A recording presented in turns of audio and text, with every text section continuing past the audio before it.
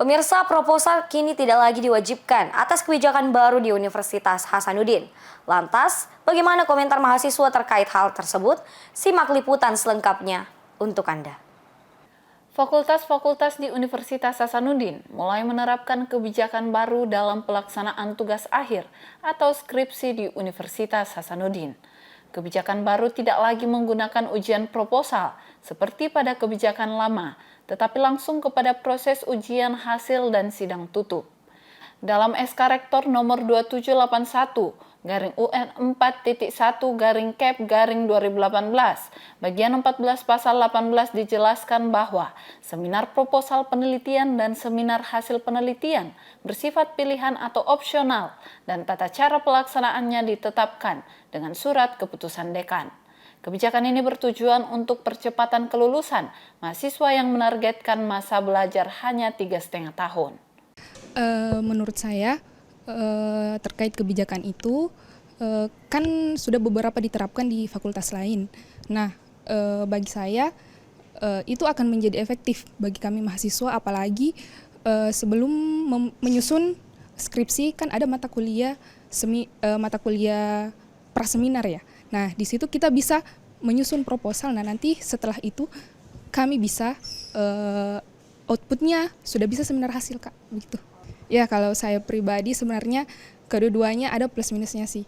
Nah, ketika kita melakukan seminar proposal, nah di situ akan kita diberikan masukan dari berbagai maksudnya dari beberapa dosen-dosen yang mungkin akan kita diberikan pandangan-pandangan mengenai penelitian kita. Nah, sebenarnya tergantung, tapi kalau saya pribadi, Kak, mungkin lebih efektif kalau langsung seminar hasil saja. Nurul Muhlisa juga beranggapan bahwa kebijakan baru ini ada plus minusnya. Di kebijakan lama, proposal yang masih diadakan dapat membantu mahasiswa untuk penelitiannya dengan masukan-masukan dan saran-saran dari para dosen, serta guru besar agar penelitian mahasiswa yang meneliti dapat berjalan dengan baik.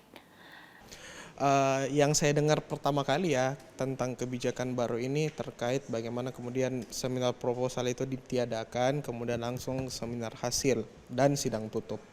Untuk pandangan saya pribadi sebenarnya ada pro dan kontranya sendiri sama seperti teman-teman mahasiswa yang lain. Jadi untuk pro-nya sendiri sebenarnya kebijakan ini bagus untuk bagaimana kemudian memberikan bonding yang baik antara mahasiswa dan juga dosen pembimbingnya.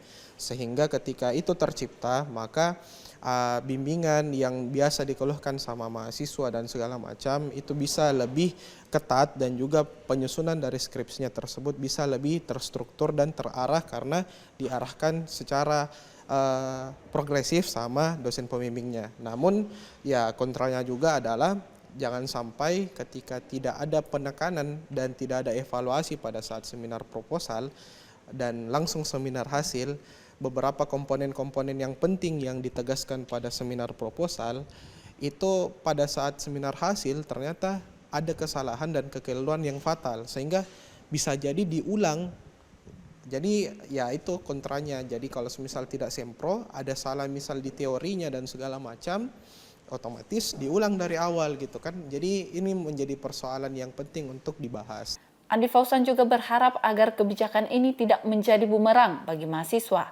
Kebijakan yang harusnya mempercepat kelulusan mahasiswa jangan sampai menjadi penghambat karena harus mengulang ketika langsung diadakannya seminar hasil. Sarah Sabita Suceng, Nabil Tamam, Unhas TV.